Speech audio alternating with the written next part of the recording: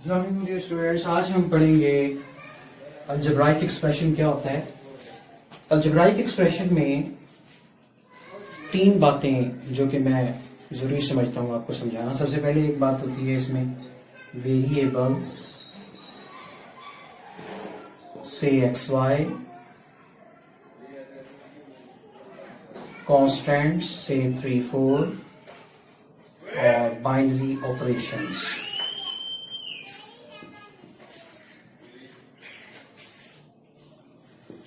वो हमारे पास होते हैं plus, minus, divide and multiply. तो अलजेब्राइक एक्सप्रेशंस में वेरिएबल्स, कांस्टेंट और बाइनरी ऑपरेशंस को आपस में इंटरलिंक कर देते हैं। मसलन x को 3 के साथ कंबाइन 3x उसके साथ इसको जोड़ दें, y को 4 के साथ जोड़ दें, तो ये कांस्टेंट्स और वेरिएबल्स आपस में मतलब कनेक्ट हो गए हैं और इनको बीच में इनका कोई भी साइन आप लगा सकते हैं, मल्टीप्लाई, डिवाइड या प्लस। तो इस तरह से हमारे पास ये एक बाइनरी एक हमारे पास अलजेब्राइक एक्सप्रेशन तैयार हो जाएगी।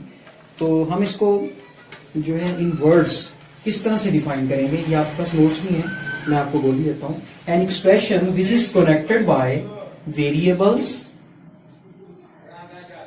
Constants and binary operation.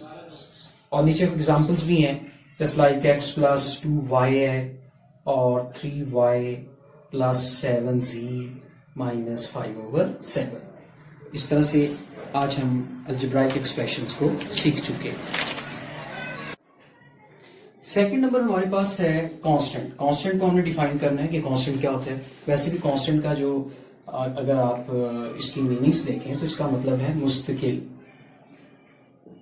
मुस्तकिल का मतलब ऐसी वैल्यू जो चेंज, जिसमें चेंज ना आए और वो कांस्टेंट रहे, मुस्तकिल रहे, उसमें किसी किस्म का यानी ना तो वो बढ़े ना कम हो, तो उसको हम कांस्टेंट कहते हैं।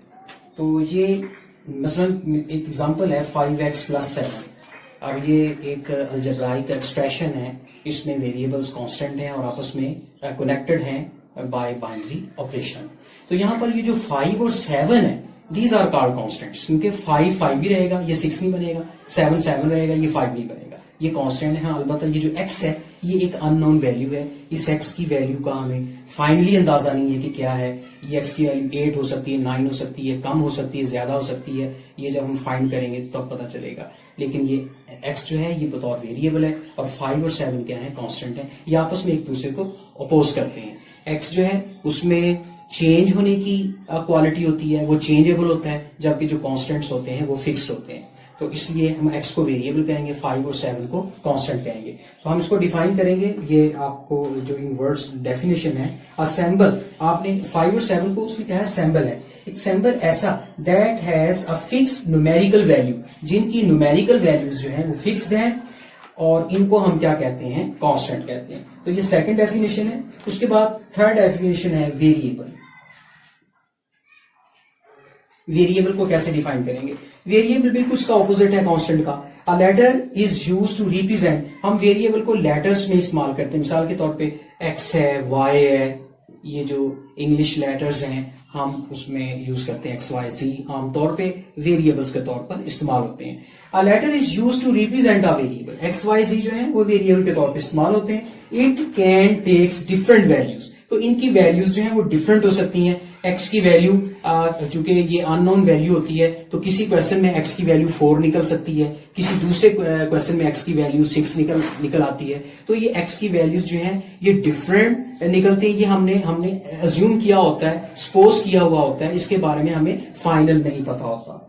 तो it take different values. The letter x, y, z are common algebraic symbol that are used for variables. तो हम इनको वेरिएबल्स के तौर पर इस्तेमाल करते हैं। ठीक है, मिसाल के तौर पर कोई भी अलजेब्राइक एक्सप्रेशंस है तो आप उसमें काफी सारे एक वेरिएबल, 2 वेरिएबल, 3 वेरिएबल भी दे सकते हैं। ठीक है, तो x और y z हमारे अलजेब्राइक जो एक्सप्रेशन है उसके अंदर बहुत ज्यादा यूज होते हैं और कांस्टेंट जो है वो बतौर कोएफिशिएंट में इस्तेमाल होते हैं ज्यादातर।